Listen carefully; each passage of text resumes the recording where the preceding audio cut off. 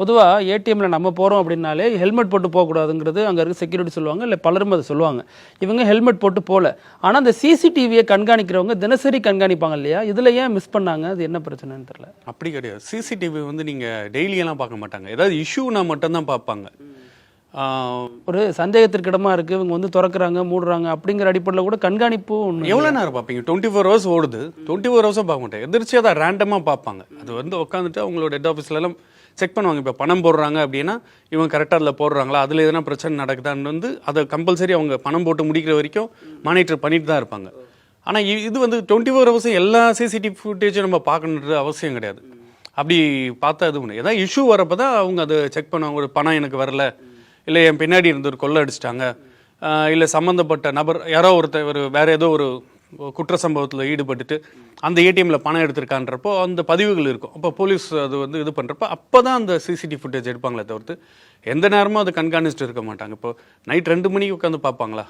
எத்தனை ஏடிஎம் இருக்குது? இப்போ பார்த்தீங்கன்னா நீங்கள் ஒரு ரோட்டில் நீங்கள் போகிறீங்கன்னா கொஞ்சம் தூரத்துலேயே ஒரு 10 ஏடிஎம் இருக்கும்.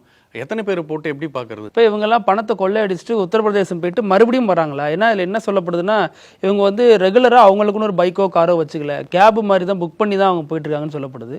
இதெல்லாம் ஏன் அப்படி பண்ணுறாங்க? மாட்டாமல் இருக்கணுங்கிறதுக்காக. திருப்பியும் நான் சொல்லணும்னா இவங்க ரொம்ப டெக்னிக்கலாக வந்து கொள்ளை அடிச்சிருக்காங்க. இதுக்கு பின்னாடி யாரோ கைட் பண்ணியிருக்காங்க. இல்லைன்னா அவங்களுக்கு அவ்வளோ இது கிடையாது. அதுதான் நம்ம இதை சொல்லணும். அவங்க கொடுத்த இன்ஸ்ட்ரக்ஷனை இவங்க பயன்படுத்தியிருக்காங்க. மேற்கொண்டு போலீஸோட விசாரணையில் தான் அது வெளியே வரும். ஏற்கனவே உத்தரப்பிரதேசம் போன்ற வட மாநிலங்களை சேர்ந்தவங்க மீது இங்கே சில ஒரு வெறுப்பு இருக்குது. இந்த மாதிரி வந்து திருடுறாங்க, இந்த மாதிரி சில அத்துமீறலில் ஈடுபடுறாங்கன்னு. இப்போ இந்த மாதிரி செயல்கள் அவங்க மேலே மேலும் சில வெறுப்பை தானே அதிகரிக்கும். அதாவது எல்லாருமே நம்ம திருடன்னு சொல்ல முடியாது.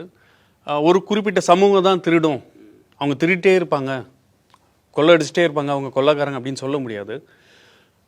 அதில் நிறைய விஷயங்கள் இருக்குது. இப்போ கூட தக்லன் படம் வரப்போகுது கமல்து. அதில் கொள்ளடிக்கிற மாதிரி சீன் அதெல்லாம் வருது. அந்த காலத்தில் கொள்ளடிச்சிருக்காங்க நிறைய. நீங்கள் அரவான்னு ஒரு படம் தமிழில் வந்திருக்கு. கொள்ளடிப்பாங்க, அவங்க ஊருக்காக கொடுப்பாங்க. அந்த மாதிரி விஷயங்களுக்கு அவங்க அதாவது அவங்க எதற்கு திருடுறாங்கன்ற விஷயம் இருக்குது. ஒன்று சொகுசாக இருப்பாங்க, அது ஒரு டீம்.